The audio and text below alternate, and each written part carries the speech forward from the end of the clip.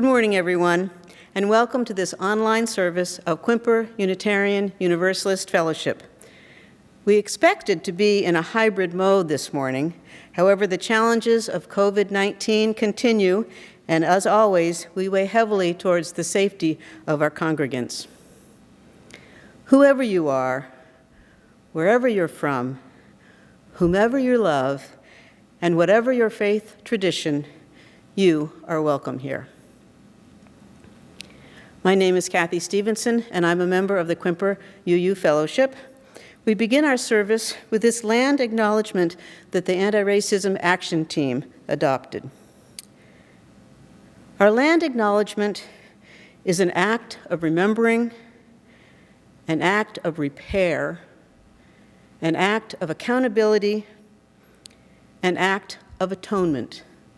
Therefore, we acknowledge that these waters, mountains, valleys, and shorelines that we inhabit are the traditional territories of the S'Klallam and Chimicum peoples. We honor these indigenous people in history and those with us today, and strive to counter the harm done through colonization. In a moment, we'll light the chalice, but first, we take a moment to settle our minds and calm our hearts with the ringing of our chime.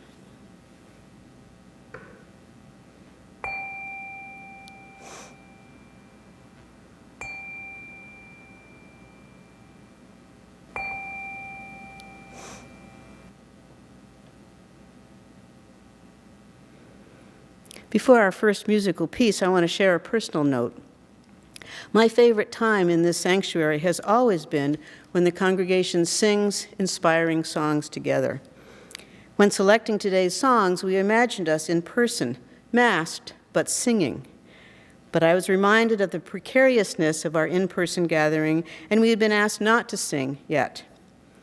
Then Wednesday, the decision was made to return to an online service. So wherever you are, feel safe singing out.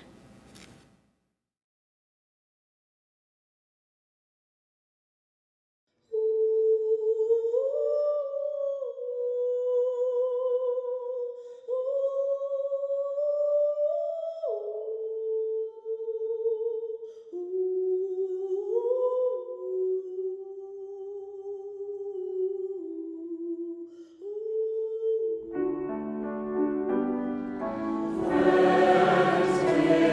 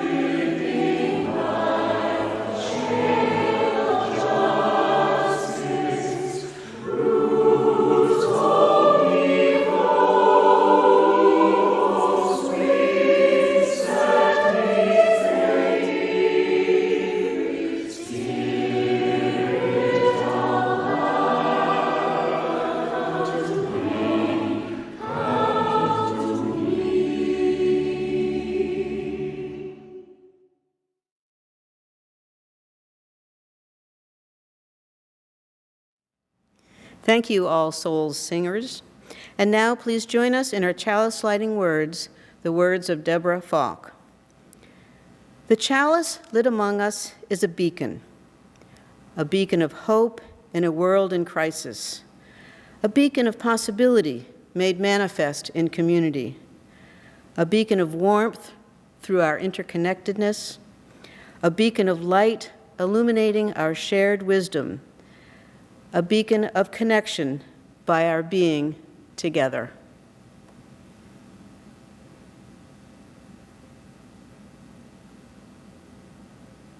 Thank you, Mo. Our opening words this morning are by Richard S. Gilbert. We bid you welcome, who come with weary spirit seeking rest, who come with troubles that are too much with you, who come hurt and afraid. We bid you welcome, who come with hope in your heart, who come with anticipation in your step, who come proud and joyous. We bid you welcome, who are seekers of a new faith, who come to probe and explore, who come to learn.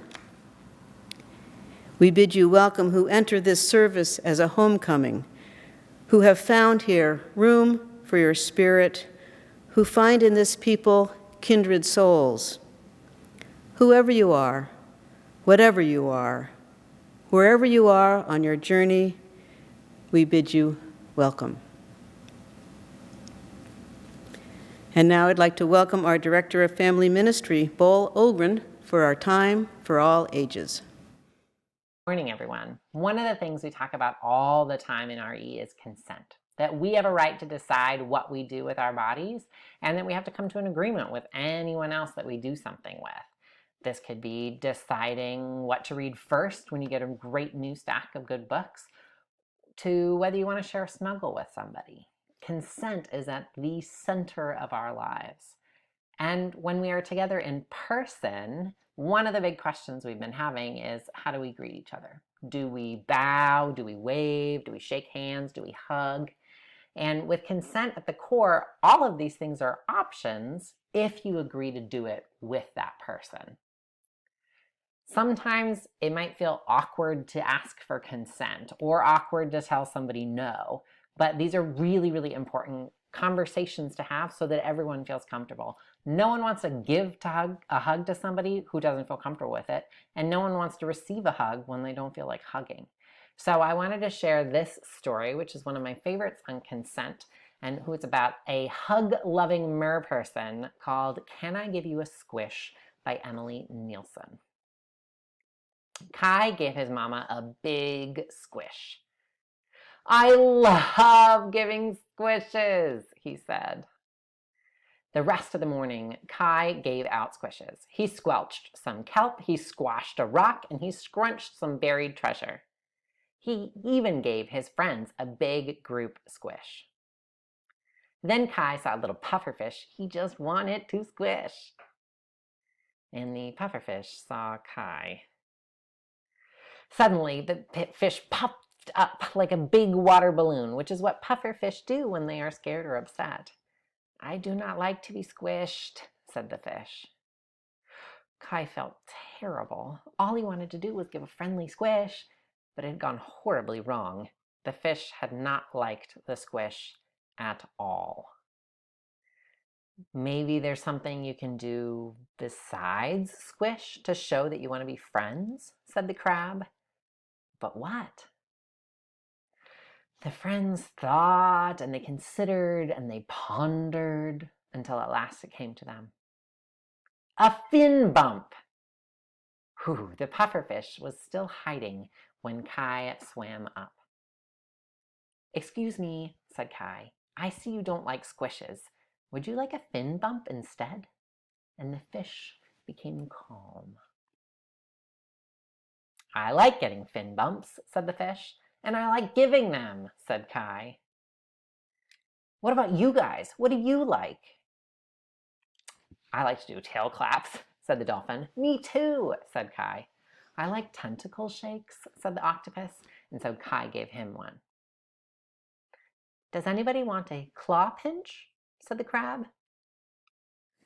Maybe just a little one, said the octopus.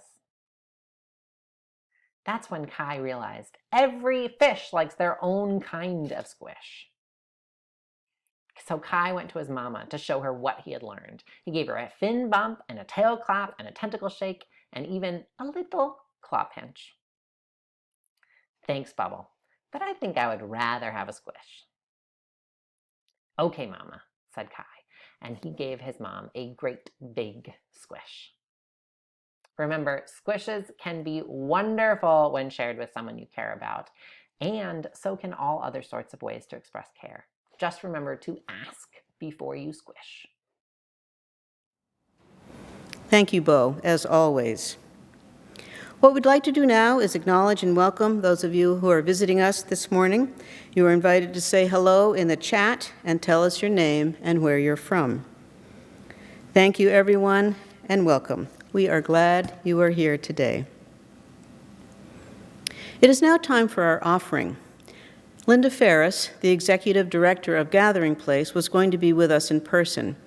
Instead, I will read what she has sent to us. Linda writes, "We would like to thank you so much for selecting Gathering Place to receive the designated offering today.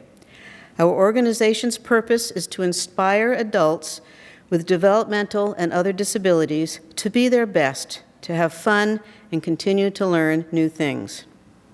Turning challenges into opportunities is our motto.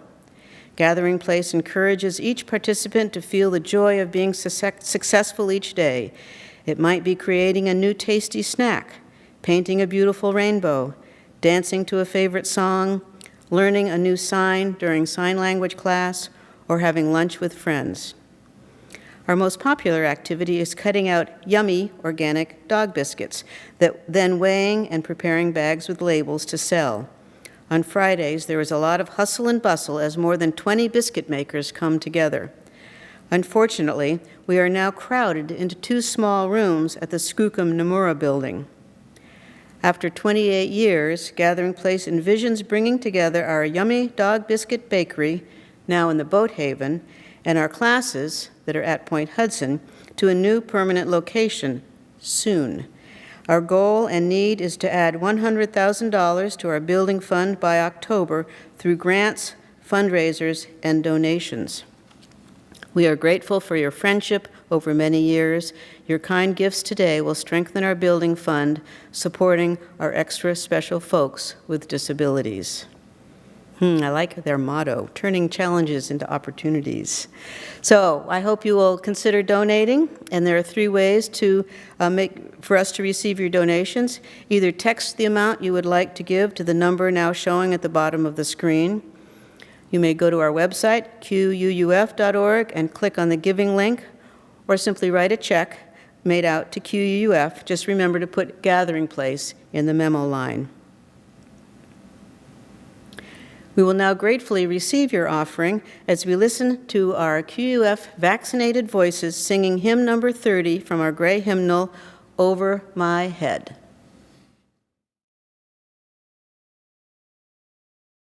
Over my head, I see trouble in the air. Over my head, I see trouble in the air. Over my head,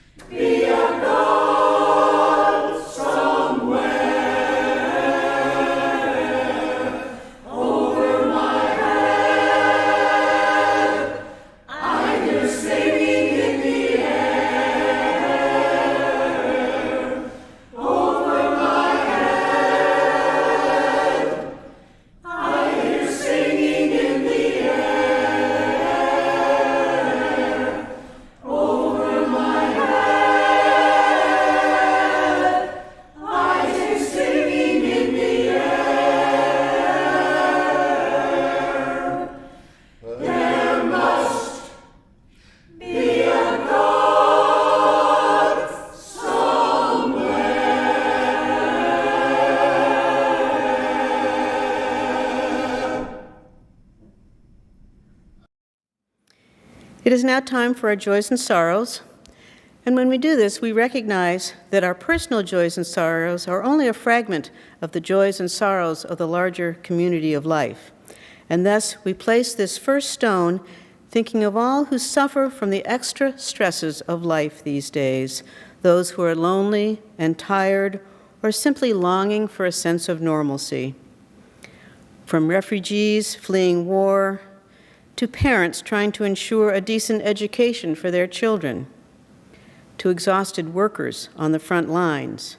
We place this stone in recognition of these challenges and to name the need for extra kindness. And now within the congregation, we light this first candle for all of us in this community who are dealing firsthand with the contagious nature of COVID-19. May we each find the support and connections we need during these challenging times.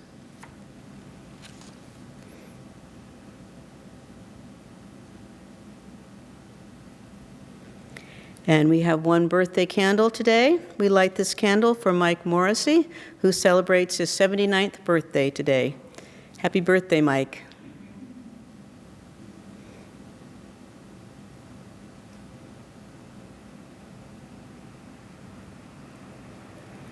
And now we place a final stone, holding in our hearts the joys and sorrows we've just shared, but also thinking of such joys and sorrows among us that are unexpressed, but of no less importance. I invite you now into a moment of silence.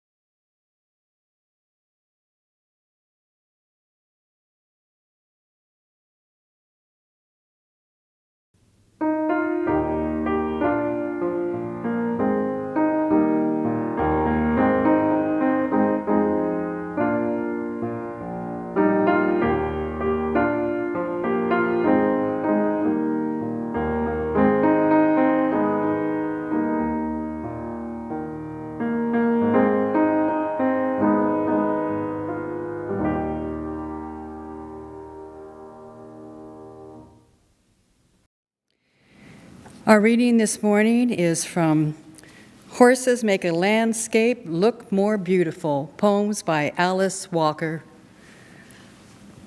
The poem is Remember? ? Remember me? I am the girl with the dark skin, whose shoes are thin.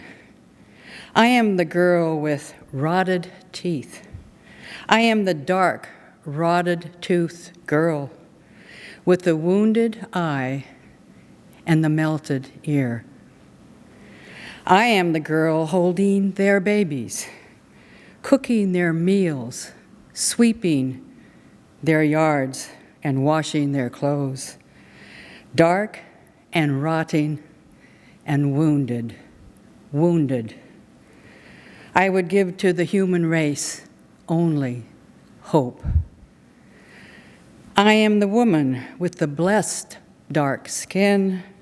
I am the woman with teeth repaired.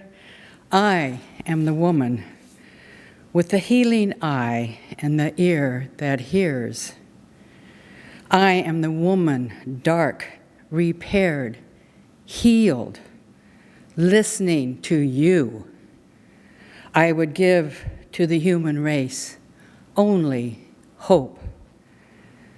I am the woman offering two flowers whose roots are twin, justice and hope. Let us begin. Our special music today is hymn 1017 in the Blue Teal Book, Building a New Way, performed by musicians of the Kitsap UU Fellowship.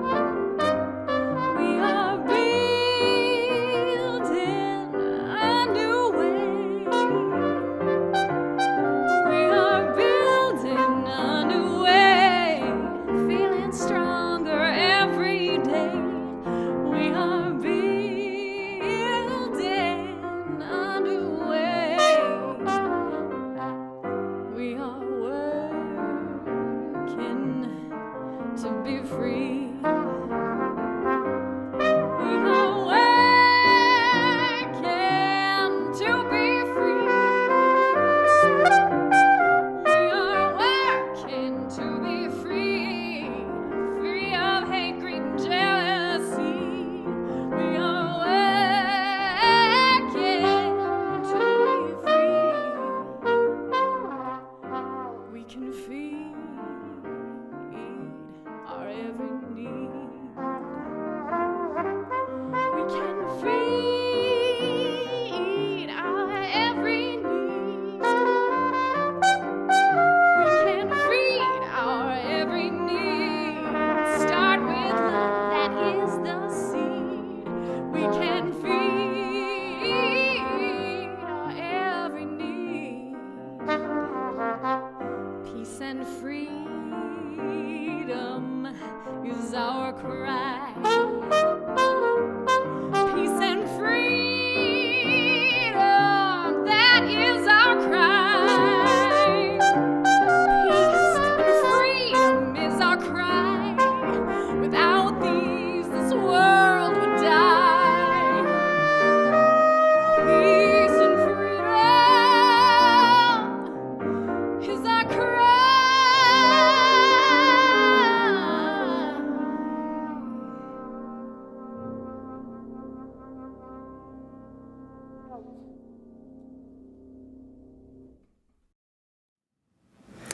Our sermon today is in 4 parts. We will hear first from QUUFer Mo Wolf on our sermon titled, Building a New Inclusive Way. Mo Wolf is a young adult member of QUUF. He has been attending services and joined officially in 2016.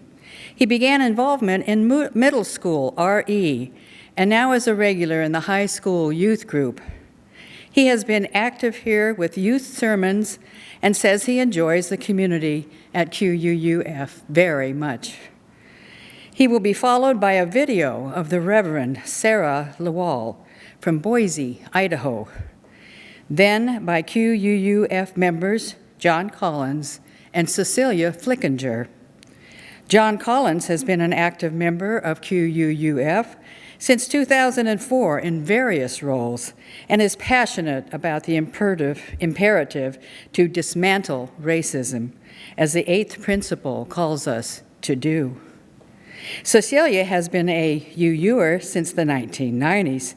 She says she is thankful for her family and friends, for it's only through their goodness that she knows love. Mo?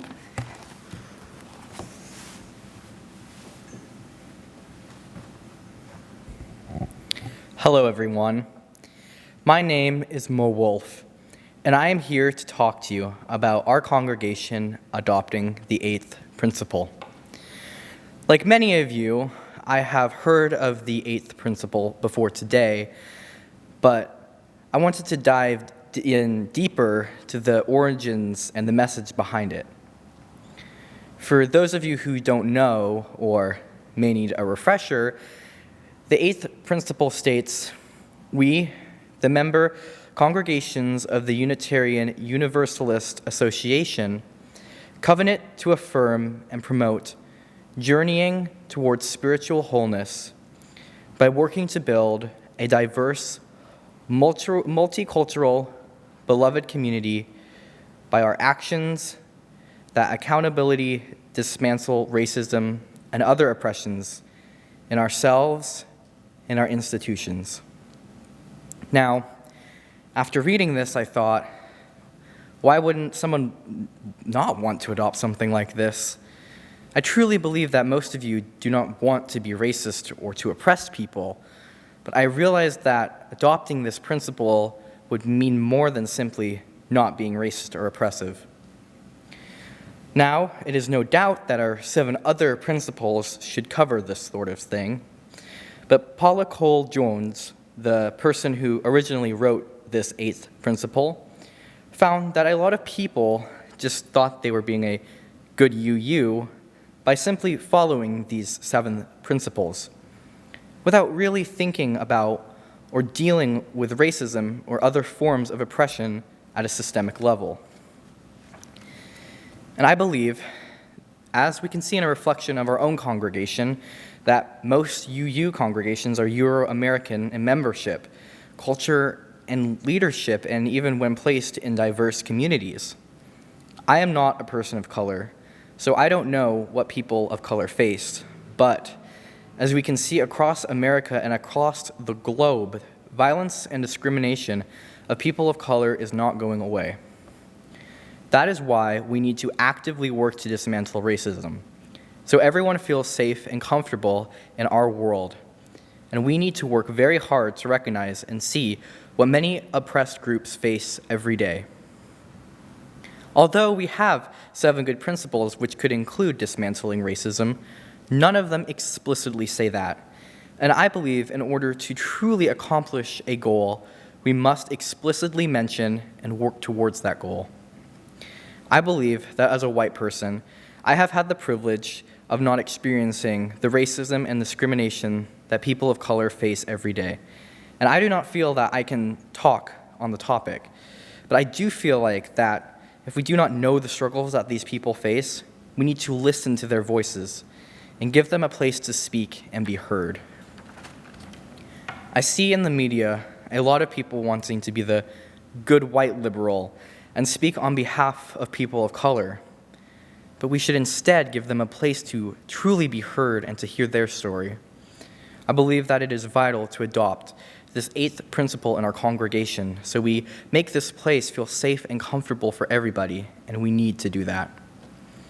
We UUs were there for the civil rights movement.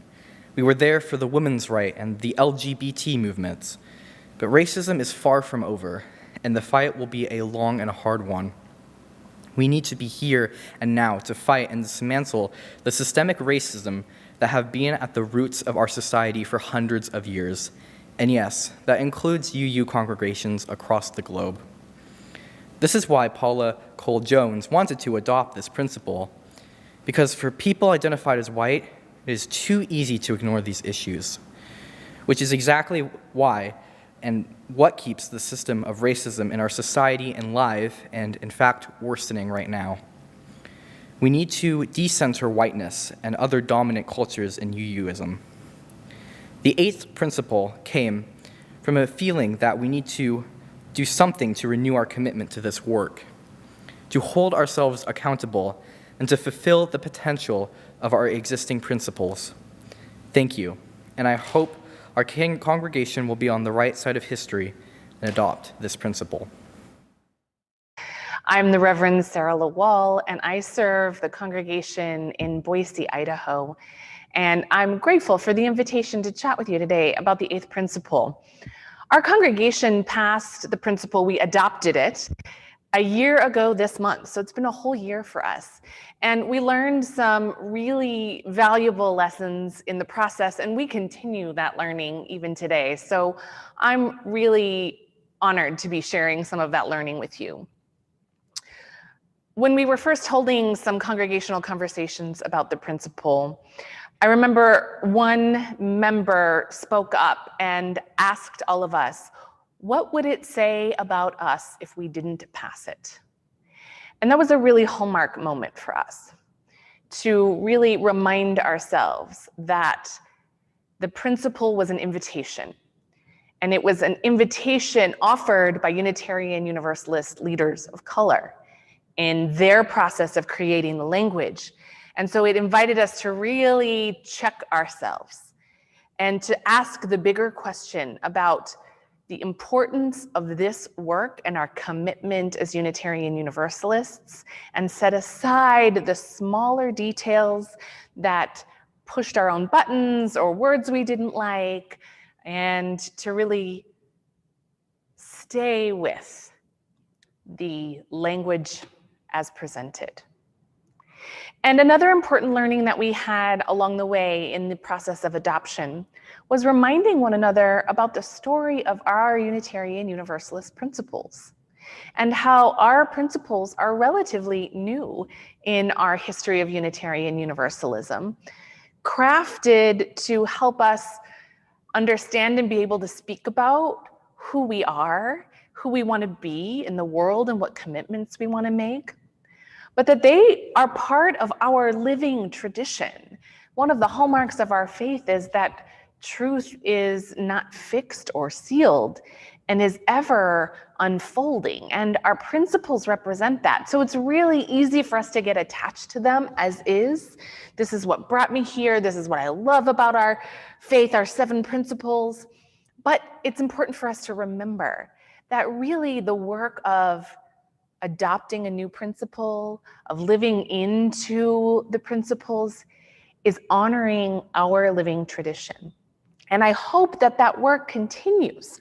And I hope that it continues as an association because it invites us to shift and change over time as our own communities are changing, as the world is changing, as language is changing around us.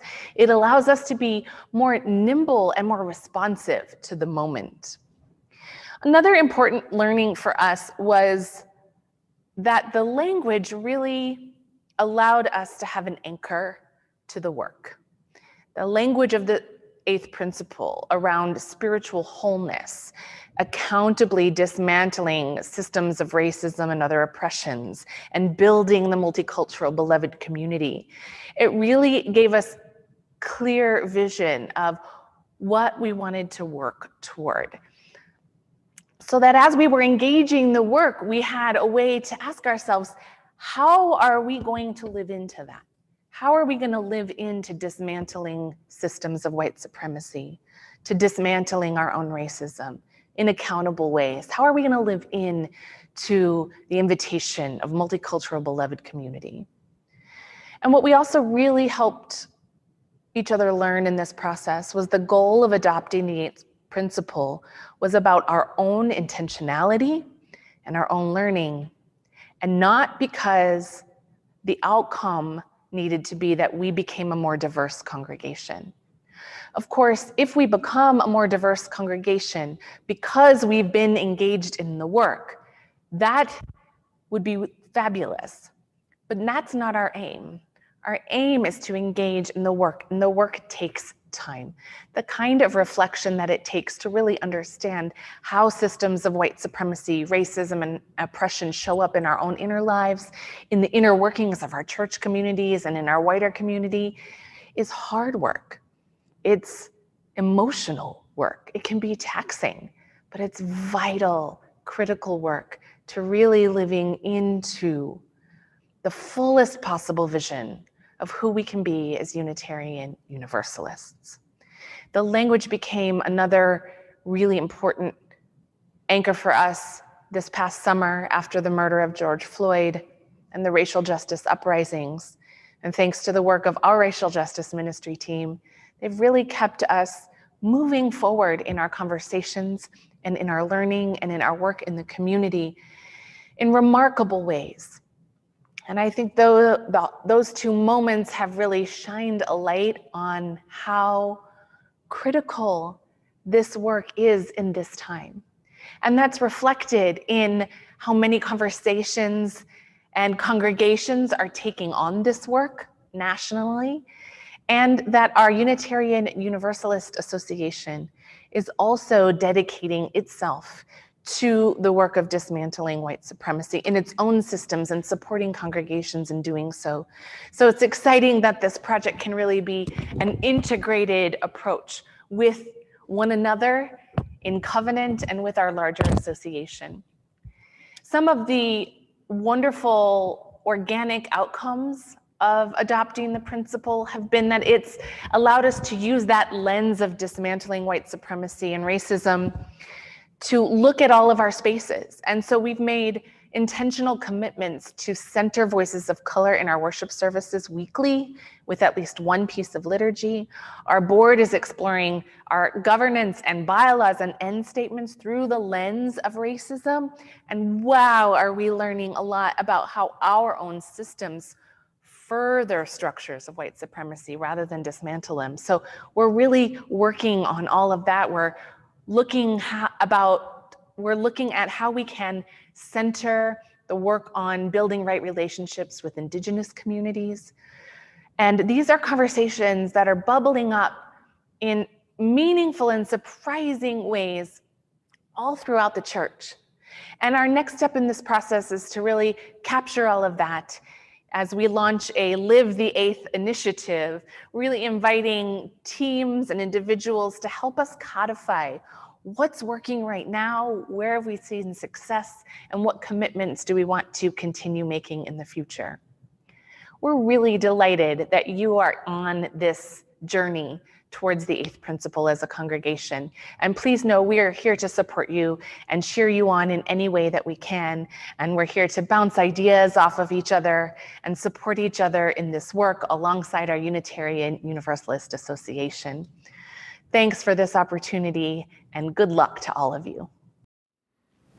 We hold these truths to be self-evident, that all men are created equal, that they are endowed by their Creator with certain unalienable rights, that among these are life, liberty, and the pursuit of happiness.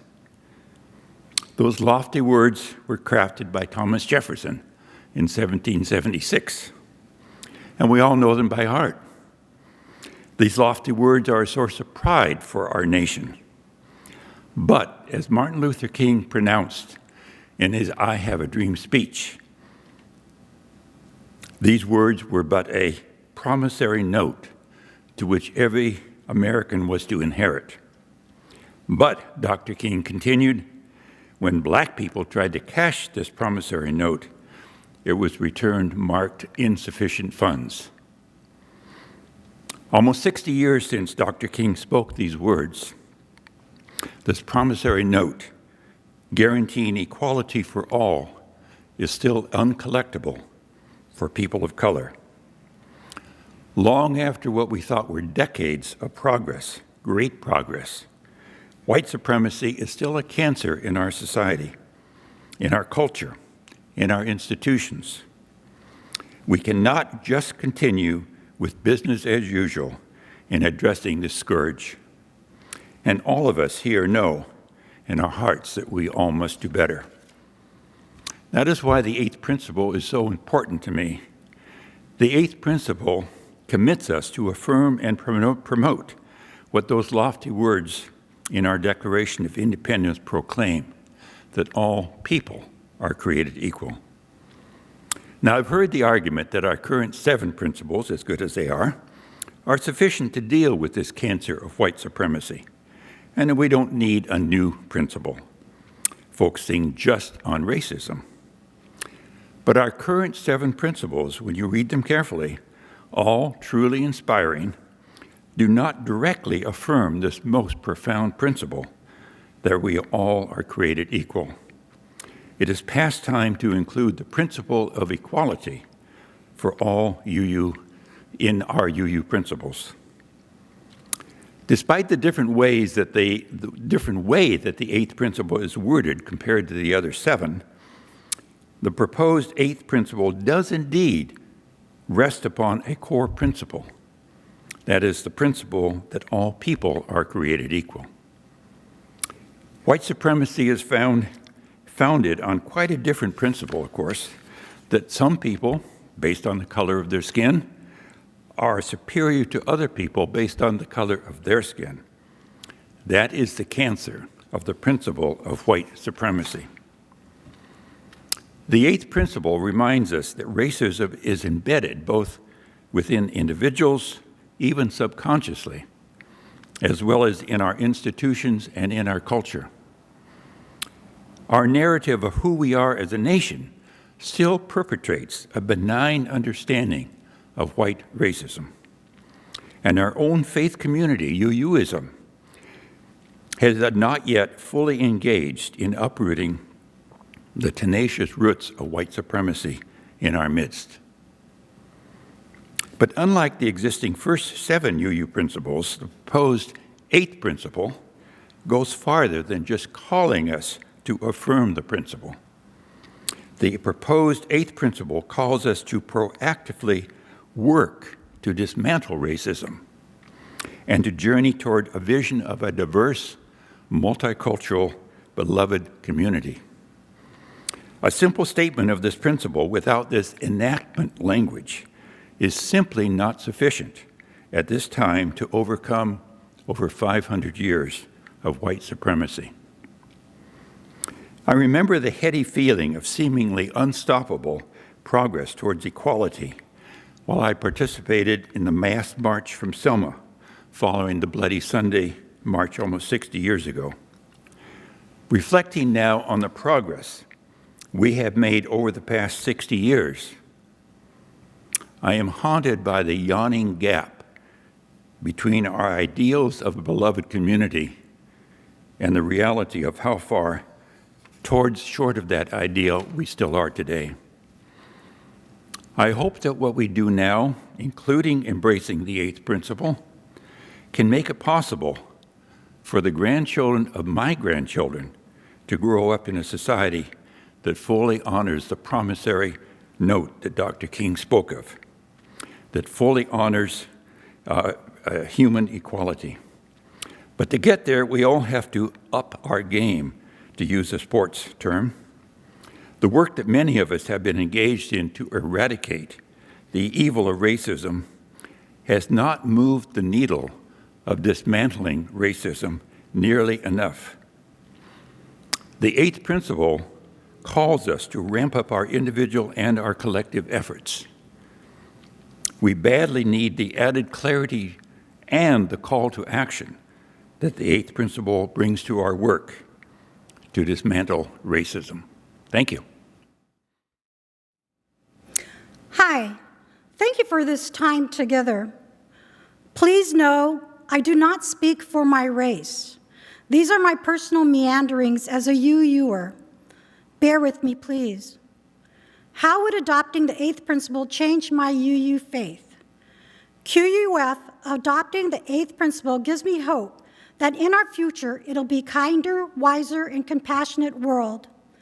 When I watched George Floyd murdered, fear overtook me, and I cried at any given moment.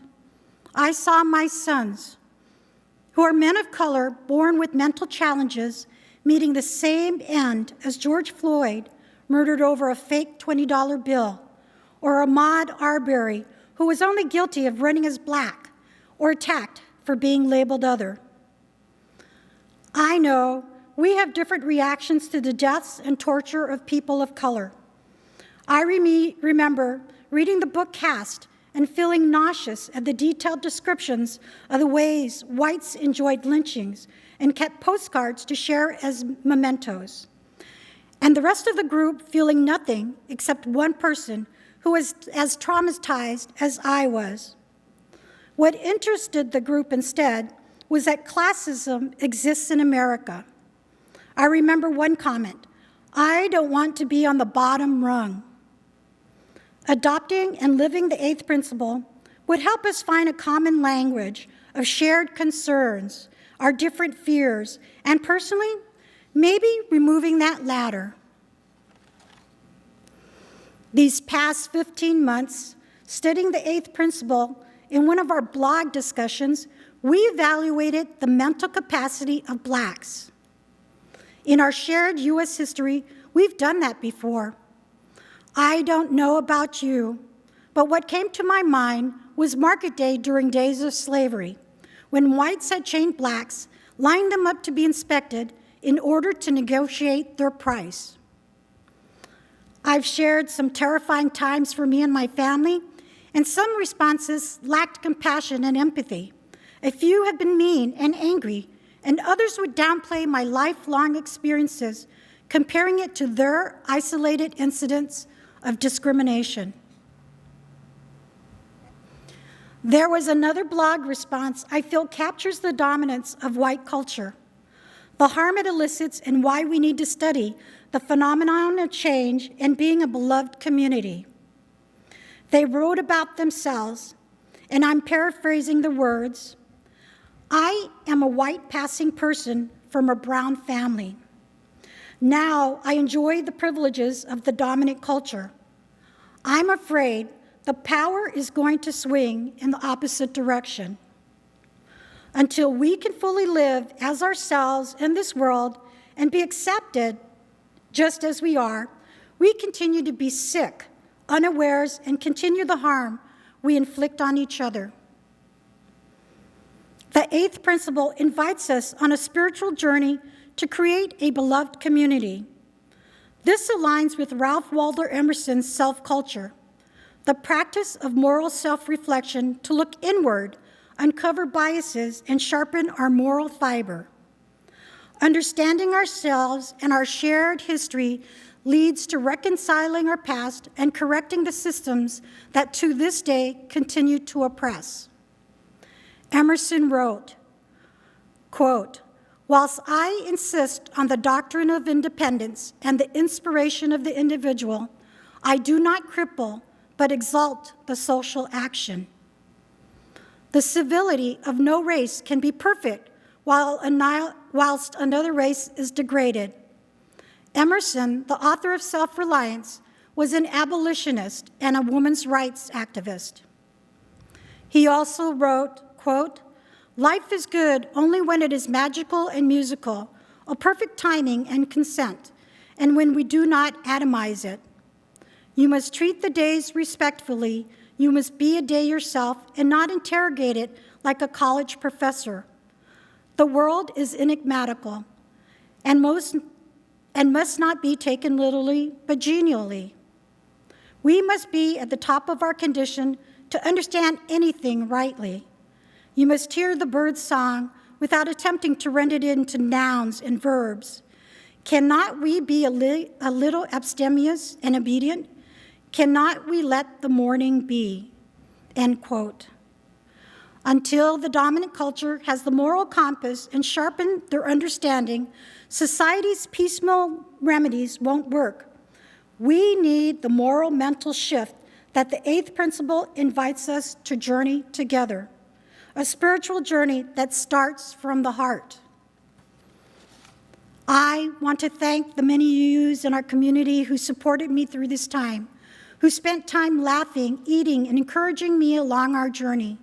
We all want to be known and accepted, to have community that will be there in the hard times as well as good. I believe our faith can bring us together in that way. I want acceptance for all of us. The eighth principle suggests that way. Thank you.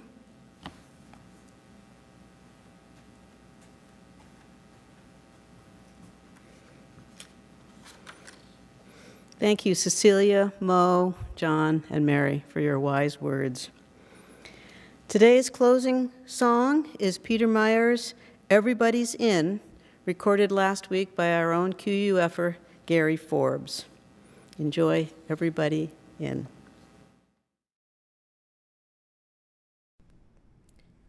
Hi. I was pleased to be asked to participate in today's service by singing this song, "Everybody In" by Peter Mayer. As part of the youth group's spiritual practice, one covenants to follow the Robbie rule, whereby a space in the circle is always open for a new person to join in. The Robbie R rule is an extension which involves actively inviting others to join. That concept, also embodied in this song, is an example of the radical hospitality that we as UUs strive to achieve in our religious practice.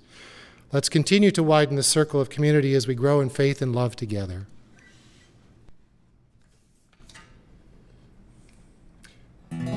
Jesus spoke, entreating them to live together in a great circle of love. And when his followers asked him then who should be included, Jesus said, "Let everybody in, everybody in, everybody into the circle, circle. Everybody, everybody, everybody, everybody, everybody into the circle, circle."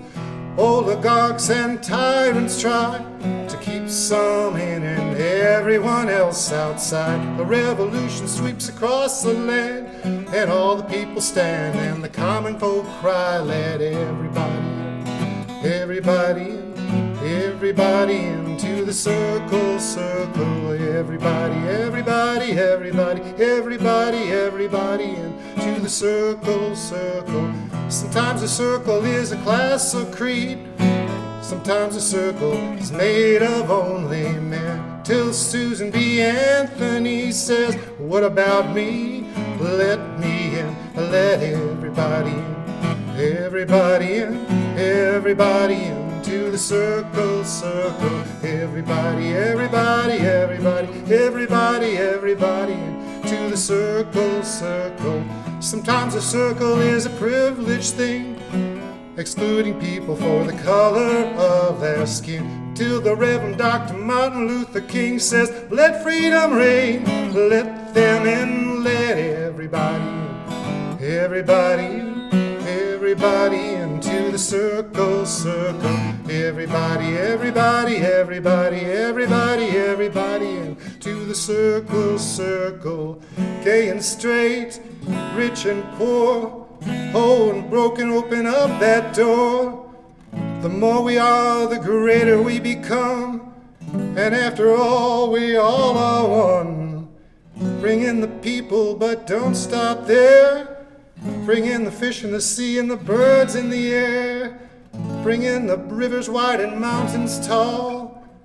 We go together or not at all. Let everybody in, everybody in, everybody into the circle, circle. Everybody, everybody, everybody, everybody, everybody into the circle, circle. Everybody in, everybody in, everybody into the circle, circle. Everybody, everybody, everybody, everybody, everybody into the circle, circle. Jesus spoke, entreating them to live together in a great circle of love. When his followers asked him then who should be included, Jesus said, It's almost time to extinguish our chalice, but first I want to remind you that next Sunday is Easter, and Kate Lohr will be our speaker. At the time of this recording, it was too early to know whether we would be offering an in-person option for our Easter and Flower Communion service next Sunday, April 17th. We will definitely offer an online option. If we choose to add an in-person service, we will notify you through the Friday update on April 15th, and you may also call the office with questions. And now is the time to extinguish our chalice. Please join Mary and me in our chalice extinguishing words. We extinguish this flame, but not the light of truth, the warmth of community, the fire of commitment, or the power of transformation. These we carry in our hearts until we are together again. Thank you. We are still on a hiatus from our coffee hour during this transition time, but we are making plans for future coffee hours, both in person and on Zoom. For today's service, when we were going to be in person, we had planned a follow-up conversation about the 8th principle in our beautiful circle garden. Instead, we would like to invite you on this Wednesday at 1 o'clock on Zoom to join in conversation with us about it.